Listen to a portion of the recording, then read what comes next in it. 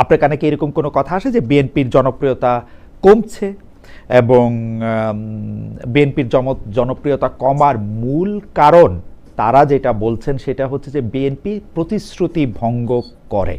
BNP বলেছিল যে তারা স্বজনপ্রীতি করবে না, তারা তাদের দলের মধ্যে যেভাবে শাসন করা দরকার তার মধ্যে গুণগত পরিবর্তন আনবে, তার কোনো কিছুই তারা দেখতে পাচ্ছে না। আমি আপনার কাছে জানতে চাই আপনিও এটা মনে করেন কিনা যে বিএনপির জনপ্রিয়তা কমছে?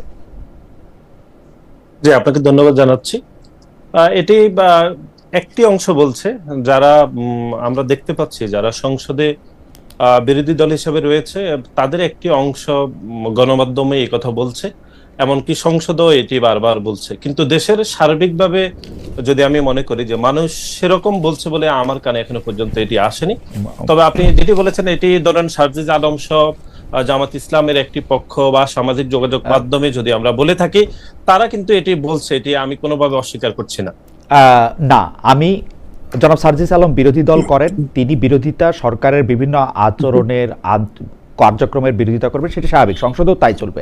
আমি প্লেইন এন্ড সিম্পল আপনার কাছে প্রশ্ন করতে চাই, জনাব নাসির, আপনি কি সংসদের বাইরে বা বিরোধী দলের কারো ছাড়া কারো কাছে আপনি শোনেন নাই যে আপনাদের জনপ্রিয়তা কমছে? না, দেখুন, এখানে সামগ্রিকভাবে সরকারের বয়স এখন 4 মাস চলছে। জি, তো আমি যদি সে অর্থে বলি, ধরেন সরকারের বিভিন্ন কাজ বা বিভিন্ন বিষয় নিয়ে মানুষজনের মধ্যে আলোচনা সমালোচনা থাকবে, বা তৃতীয় বিশ্ব রাষ্ট্র হিসাবে এটি খুবই স্বাভাবিক একটি বিষয়। সেখানে সরকারের দৈনন্দিন যে কাজকর্মগুলো চলছে সেখানে অনেক সময় সমালোচনা হয়, অনেক সময় সাধুবাদ জানাই। কিন্তু সামগ্রিকভাবে যদি আপনি বলে থাকেন বা আপনি যেভাবে বলছেন যে সরকারের জনপ্রিয়তা নিয়ে, এরকম বিষয় আমার একদম খুব একটা চোখে পড়ে নাই। তবে হ্যাঁ, অনেকজনই বলেছেন সরকারের কয়েকটি বিষয় নিয়ে, বলেছেন এটি না করলেও সব থেকে ভালো হতো, বা এটি এভাবে করলে আরেকটু বেশি ভালো হতো, এরকম কথাবার্তা আমার কানে অনেকবারই এসেছে বলে আমার মনে হচ্ছে। কিন্তু মানে জনপ্রিয়তা কমছে এরকম কোনো কিছু আপনি শুনেন নাই? না, জনপ্রিয়তার মার্জিন তো আসলে এটি সামগ্রিক একটা আরো লম্বা সময়, বা এটা একটা জরিপের বিষয়, এরকম বাস্তবতা যদি আমরা মনে করি। কিন্তু আমি যে এটা বলছি না যে সরকারের সমালোচনা তো হচ্ছে, এটি ধরেন আমাদের কাছের বন্ধু বান্ধব অনেকে বলছেন যে এটা এইভাবে করলে ভালো হতো, বা এই মন্ত্রী এই কথাটি না বললে আরেকটু বেশি ভালো হতো, এরকম কথাবার্তা তো চলেই। কিন্তু জনপ্রিয়তা আপনি যে মার্জিনে বলছেন সেটি আমার কাছে মনে হয় এখনো এই অর্থে, এখনো এই সময়টি আসেনি আসলে মনে করি। যেমন নাসির, আমি কিন্তু কোনো মার্জিনে বলছি না, আমি সব জানতে চাইছিলাম যে আপনার কাছে এটি কানে আসছে কিনা। আপনার কথা এটি পরিষ্কার, আপনার কানেও এটি আসছে, কারণ আপনার বন্ধু বান্ধবও বলছেন যে এই মন্ত্রীর কথা, আপনিও কিছু সমালোচনার কথা বললেন। আপনার কাছে কি মনে হয় যে বিএনপি প্রতিশ্রুতি পালনের ক্ষেত্রে কি যা প্রতিশ্রুতি বিএনপি দিয়েছিল, আমি যদি 1 বছরের একটা টাইমলাইনও ধরি, তো সেই ক্ষেত্রে বিএনপি ঠিক জায়গায় আছে? আমরা বিস্তারিত আলাপ নিশ্চয়ই করব। আপনাকে একটু জানতে চাই যে 1 বছর আগে বিএনপি জনগণের কাছে যেসব প্রতিশ্রুতি দিয়েছিল সেসব জায়গায় ঠিক জায়গায় আছে কিনা?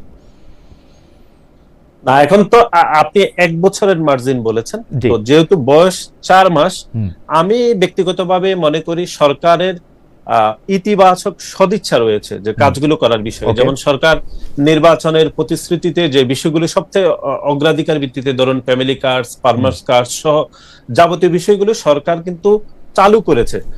এটি কিন্তু একদম আক্ষরিক অর্থে স্বল্প মাত্রা নেই, বড় পরিসরে কিন্তু সরকার করে যাচ্ছে। এখন আপনি প্রতিশ্রুতি ধরেন এর বাইরে অনেকগুলো বিষয় রয়েছে যেগুলো সরকার ভবিষ্যতেও করতে পারবে।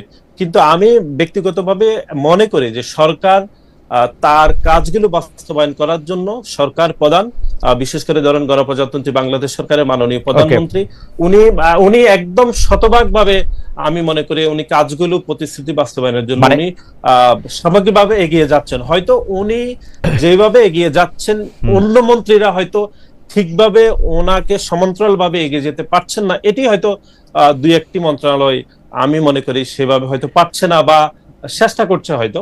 কিন্তু সামগ্রিকভাবে প্রধানমন্ত্রী, সরকার প্রধান শতভাগ ভাবে প্রতিশ্রুতিগুলো বাস্তবায়ন করার জন্য ইতিবাচকভাবে কাজ করে যাচ্ছেন। নাসির, আমি শুধু আপনাকে একটু স্মরণ করে রাখি যে আমরা আওয়ামী লীগের 15 বছরে আমরা দেখতাম যে অন্য মন্ত্রীরা ঠিক পারতেছে না, প্রধানমন্ত্রী পারতেছে। কিন্তু আমি সবকিছুর জন্য, আমার ওপিনিয়ন, আমি সবকিছুর জন্য প্রধানমন্ত্রীকে দায়ী করি, যিনি চেয়ারে থাকেন তাকে দায়ী করি সবকিছুর জন্য। কোনো মন্ত্রণালয় যদি ফেল করে, কোনো প্রতিশ্রুতি যদি বাস্তবায়িত না হয়, কোনো স্বজনপ্রীতি যদি ঘটে, সেটা প্রধানমন্ত্রীর দায়। যা কিছু খারাপ সবকিছু তারেক রহমানের দায়। এটা হচ্ছে আমার বিবেচনায় আর কি, আমার ছোট বিবেচনায় একটু। আমরা আবার আপনার সঙ্গে আলোচনা করতে আসবো, আপনি নিশ্চয়ই এটা নিয়ে বলবেন। আমি